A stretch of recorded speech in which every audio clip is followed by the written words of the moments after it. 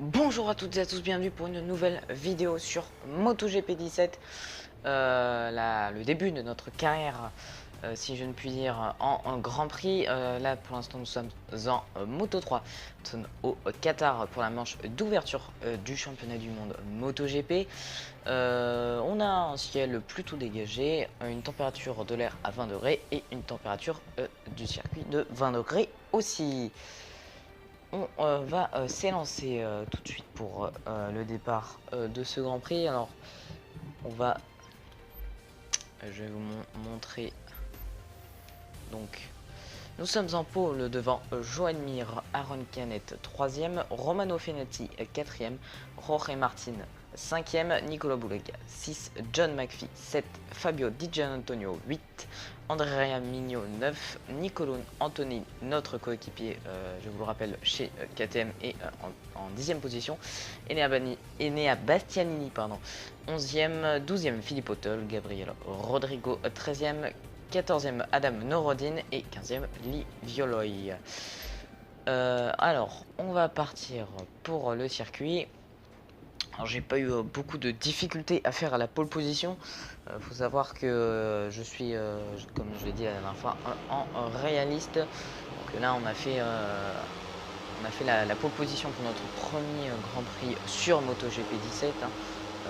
Pas notre premier Grand Prix en carrière moto. Et on va s'élancer pour le départ. Et on va essayer de faire gagner la KTM qui est cette année pas une moto qui rivalise en tout cas avec la Honda. On va essayer de prendre un bon départ, pas comme la dernière fois. Allez, c'est parti. On n'a pas pris un très bon angle. Là, on va se mettre directement à l'inspiration de Joan Mir. On va essayer de s'intercaler en tête. Attention à Aaron Canet là à l'intérieur. On va sortir un peu large là l'Espagnol. Est-ce qu'on peut le passer et le croiser à l'intérieur? Allez, on passe à l'intérieur. Est-ce qu'on a une bonne réaccélération? Oui, et on conserve la première position. On a fait un petit écart là. Pour l'instant, on a 6 dixièmes sur Aaron Canet, et Joan Mir. Et Jorge Martin qui dépasse Joan Mir pour la deuxième position. Oh, Joan Mir qui a dû tomber parce que en bas on voit Joan Mir descendre. Non, il est toujours là. Non, il s'est juste fait passer. Il s'est peut-être fait pousser un peu par Jorge Martin. Nous, on va essayer d'aller tranquillement chercher la victoire. Un circuit en Moto 3, je parle dans la réalité, un circuit où l'aspiration joue énormément. Il ne faut pas ressortir en tête, sinon, enfin, du moins, il ne faut pas ressortir en tête avec moins d'une seconde. C'est à peu près l'écart qu'il faut pour avoir une bonne aspiration. Sinon, vous vous retrouvez assez loin, surtout en Moto 3 avec un gros paquet. Alors, on a perdu un peu de temps là dans le secteur que je déteste. Il y a un petit couple qui se détache là. Seul en tête, il y a Jorge Martin et Andrea Migno en deuxième et troisième position qui se détachent un peu du groupe, emmené par Joan Mir. Allez, on va boucler ce premier tour en tête. Voilà, on passe au transpondeur avec 5 dixièmes sur Andrea Migno. Freine très fort. Attention, la roue arrière patine un peu. Meilleur tour en course pour Andrea Migno. Pas pu voir le temps qu'il a fait.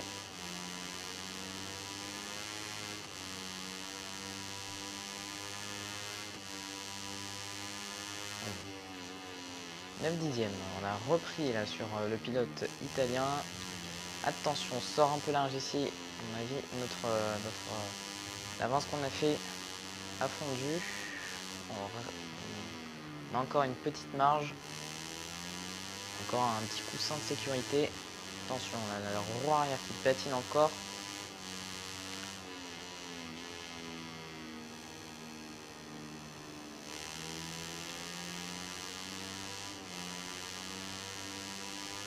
Dixième sur Andrea Mignot toujours.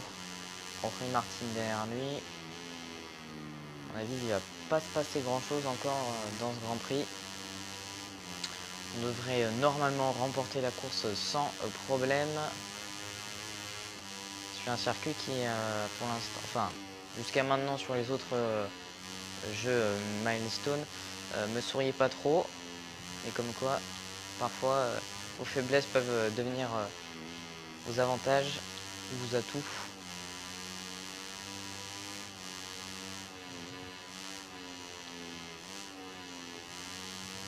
Attention, sortie un peu large, j'ai dû décélérer. Martin qui repasse devant Mignot. À mon avis, dans la grande ligne droite, Mignot devrait repasser sur Jorge Martin. Il n'a pas joué intelligent là, le pilote espagnol. On a encore une marge de sécurité. Vous voyez, elle est très longue cette ligne droite. Et la ligne de départ arrivée est très loin.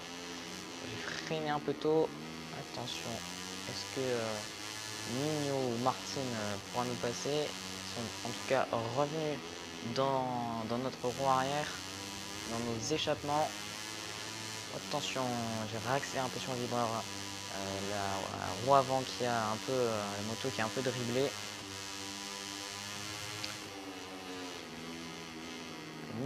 Martin, pardon, juste derrière, qui klaxonne un peu là. Martin qui voudrait bien aller chercher pour son premier, aller chercher sa première victoire en Moto 3. Ah dommage, Martin qui est allé, à mon avis, un peu à l'extérieur. Mignot qui passe là, attention. Nous on repasse à l'intérieur. Belle défense de notre part.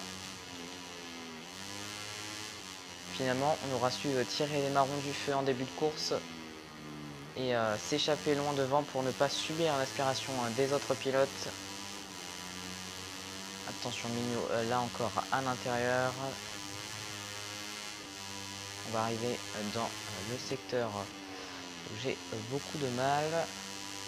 Enfin, du moins qu'avant, mais c'est toujours pas mon secteur. 2 dixièmes. 2 dixièmes, ça suffira pas dans la ligne droite.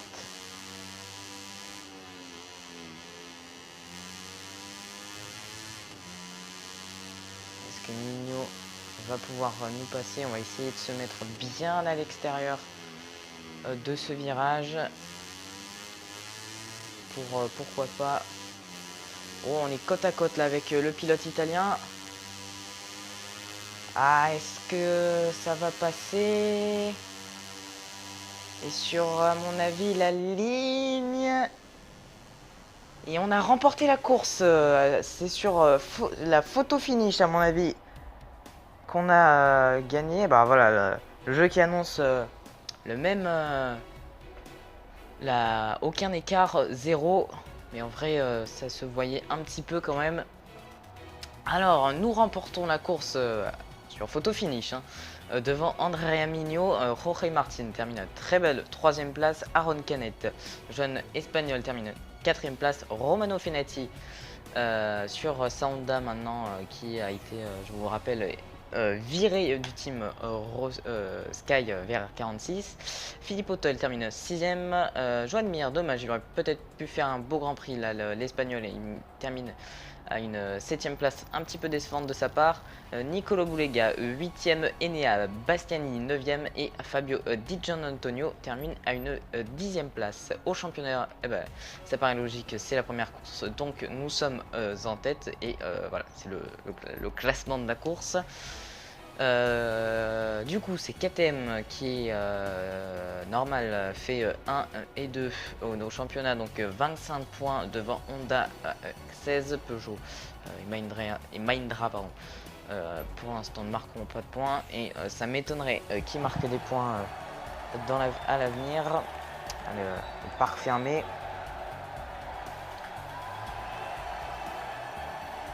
L'animation, comme je l'ai dit, le pilote et l'ingénieur qui sont un peu mal faits, mais c'est pas grave. En attendant, on va se laisser sur cette belle victoire, ce hat-trick, hein, je pourrais dire même. Pôle victoire et meilleur temps en course. On récupère des petits crédits pour notre réputation. Et on va se donner rendez-vous pour le prochain Grand Prix qui se déroulera à la República Argentina, à Termas de Riondo, en Argentine. En tout cas, j'espère que cet épisode vous a plu. Si c'est le cas, n'hésitez pas à lâcher des likes et des commentaires sur la vidéo, à vous abonner à la chaîne, ça ferait extrêmement plaisir. Et moi, je vous dis bye bye.